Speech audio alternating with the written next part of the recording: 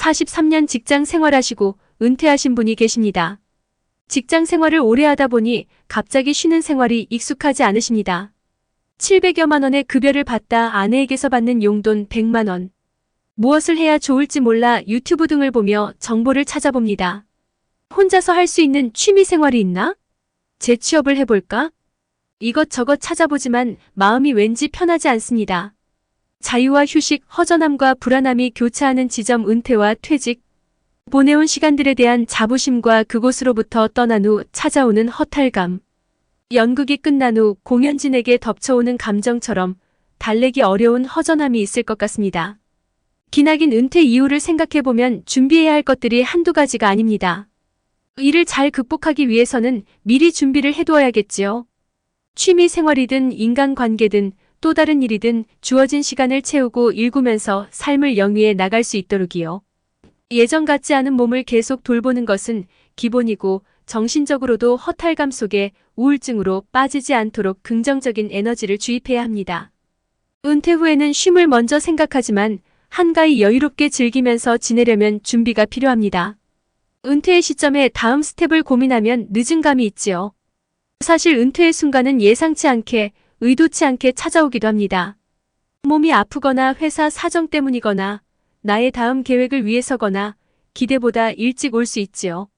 언제가 되든 먼 미래의 일 같지만 사실은 다가오고 있는 일입니다. 은퇴 후 일상생활의 가장 큰 변화는 직장에서 일하는 시간이 줄어든 만큼 그 시간의 대부분 교제와 여가 활동 등의 시간을 보내는 것입니다. 일상생활을 하는데 가장 기본인 의식주 생활과 수면 관련 시간은 은퇴 전후로 변하지 않습니다. 대부분 은퇴자들은 일하는 동안 미루어왔던 여행이나 여러 가지 여가 활동을 하기 시작하기 때문에 은퇴 후 65세에서 75세까지를 활동적인 시기로 고고시기라고 명명하기도 합니다.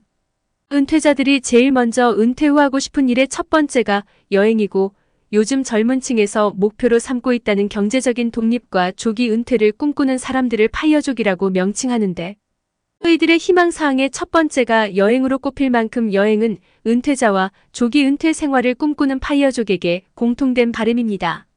은퇴 후 희망하는 여행을 하려면 비용이 드는데 이를 충분히 감당할 수 있다고 자신있게 말할 수 있는 분들은 그리 많지 않습니다. 은퇴자들이 일반적으로 은퇴 전 생활비의 70% 정도 사용하는 것이 통계인데 지오지오 시대에 아무 계획 없이 가고 싶은 곳 다 가다 보면 본인이 생각했던 것보다 은퇴 생활비가 많이 들어 갑자기 위축이 되기도 합니다. 이를 방지하기 위한 몇 가지 팁이 있습니다. 첫째는 은퇴 생활 후 가장 하고 싶은 여가 활동으로 포기할 수 없는 열정을 가진 것을 하나 또는 두 개로 집중하는 것이 중요합니다. 은퇴자든 파이어족이든 은퇴 후는 정해진 은퇴 자산을 기반으로 생활해야 하기 때문에 근로소득이 없어지면서 모든 비용을 무조건 줄이려고 하다 보면 스트레스도 받고 삶의 만족도가 떨어지기 쉽습니다. 만약 여행이 본인이 가장 원하는 여가 활동이라면 이를 식비와 같은 필수적인 예산으로 잡고 그 이외에 다른 비용을 줄일 수 있는 것이 무엇인지 예산을 짜고 실천에 옮기면 됩니다. 만족스러운 라이프 스타일을 유지하기 위해서는 선택과 집중이 필요한 것입니다. 두 번째는 비용을 줄이는 대신 수입을 늘리는 것입니다. 저희는 너무나 당연한 말이면서 은퇴자에게는 안 어울릴 수도 있는 말이지만 한번 현실을 돌아보면 대책이 없는 것이 아닙니다. 노동통계청의 자료에 의하면 현재 전체 노동 인구 중 65세 이상의 실버층이 일하는 비율은 27%이고 앞으로 2030년에는 32%로 증가할 것으로 예상된다고 합니다.